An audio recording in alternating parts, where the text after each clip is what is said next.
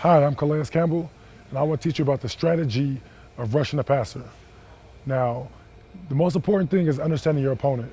If you can watch film on him, understand how he sets, how his arms come up, if he's a riser, if he's a puncher, if he's a grabber, understanding the way he punches, the way he sets his feet, if he's athletic, if he's big, if he's big and athletic, and understand what moves beat him.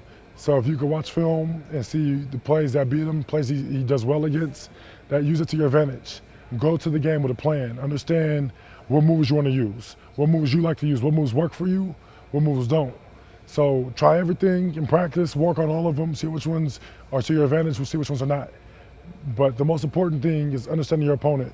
If you can understand your opponent, understanding what moves you can use to beat them, that's critical to your success. Also, communication with your other fellow D linemen, making sure they understand, what kind of move you're going to do. If you're going to do a spin outside, you might want to have your tackle understanding that you're going to try to do an outside move, so you might have to cover you inside in case the quarterback steps up. So you might want to do more of a bull rush so he can play inside or outside. Or communicate with him, tell him you're going to do an inside move so that your D tackle can come and cover for you if the quarterback scrambles outside. So communication is key.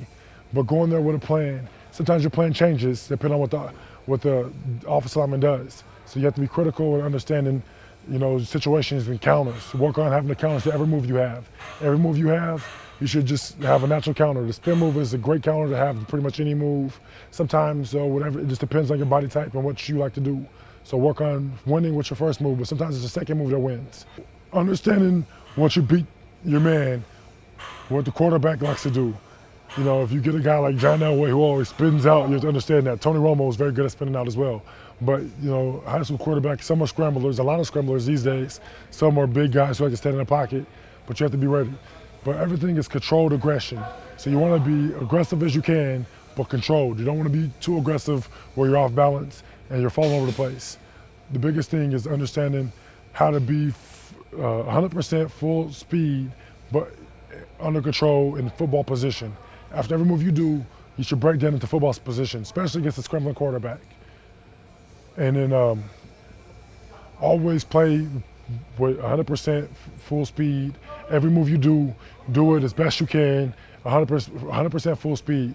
Anytime you're working a move, never get discouraged when you don't win right away. Sometimes the move you have to do a couple times, you can set them up and get the offensive lineman to set the way you want to by working another move like if you watch my videos, the chop rip, you work that a couple of times. Now he's gonna be ready for your chop rip. You might want to come with a spin move to counter. So if you rip it to him and spin back around, he might be expecting a chop rip, but you chop rip with a spin, now you're scot-free. So the biggest thing is understand your opponent, work on setting them up for your second move or another move the next time you get a pass rush situation. But the most critical thing is understanding your opponent. Study him as best you can. If you can't study him, just learn from the first plays in the game how he likes to set you. Usually they have a rhythm. Offensive linemen are set you the same way every time until you get to a higher level. Then they start trying to change it up a little bit. But even then, you get to watch film and you can understand what they like to do. Everybody has tendencies. So study the tendencies, prepare for them, and beat them. In closing, the best way to beat your man is having a plan. I gave you the strategies that I like to use. Think about it, sleep on it, but that's how you beat your man.